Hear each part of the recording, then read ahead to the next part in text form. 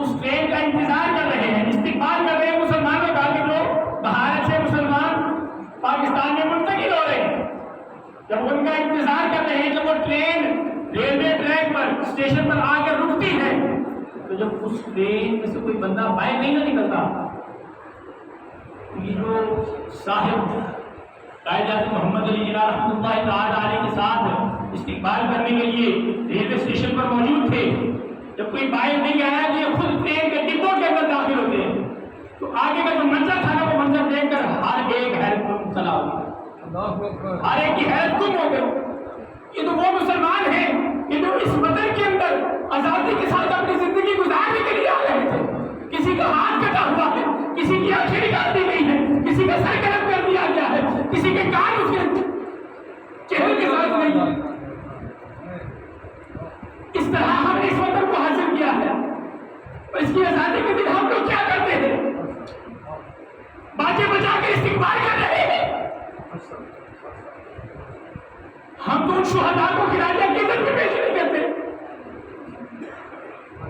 یہ ہم مسلمان ہیں کیا؟ کیسی مسلمانیت ہے ہماری یہ،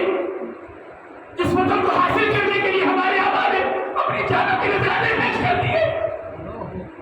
ان آبا کو ہم کس طرح گرانے کی عزت پیش کر رہے ہیں؟ ہم اپنے بچوں کو سمجھا ہی نہیں پا رہے ہیں یار یہ وطن عزیز کس طرح آپ حاصل کر پائے، نہیں آج تک ہم سمجھا پائے۔ 76 سال اس وطن کو حاصل کرتے ہوئے ہو گئے ہیں، اس وطن کو آزاد ہوئے 76 سال کا عرصہ گزر چکا ہے، مگر آج تک ہم اپنے بچوں کو یہ نہیں سمجھا پائے دوستو یہ وطن کس طرح ہم نے حاصل کیا ہے، اس وطن کو حاصل کرنے ہم نے کتنی جانوں کا نذرانہ پیش کیا ہے، ہمارے آبا نے کس طرح قربانیاں پیش کی ہیں۔ ہمارے چھوٹے سے لے کر بڑا سے بڑا بچہ بھی بانجے بچا کر 14 اگست کے دن استقبال کر رہا ہے۔ کس چیز کا استقبال کیا جا رہا ہے؟ کس چیز کی خوشی منا رہے ہیں؟ اس چیز کی خوشی منا رہے ہیں کہ ہمارے آبا نے اپنی جانوں کے نذرانے پیش کر دیے، ہمارے آبا نے اس وطن کو حاصل کرنے کے لیے یقین مانیے ہمارے آبا کی روحیں آج اس بات پر افسردہ ہیں کہ ہم نے اس وطن کو حاصل کرنے کے لیے اپنی جانیں کیوں پیش کی،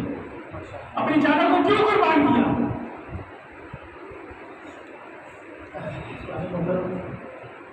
یہ 14 اگست ہمیں اس حال ثواب کر کے اپنے آبا کو پہنچانا چاہتے ہیں، قرآن خوانی کر کے اپنے آبا کو اس کا ثواب احسان کرنا چاہتے ہیں، مگر ہم لوگ اس طرف نہیں آ پائے۔ اللہ تبارک و تعالیٰ کی بارگاہ میں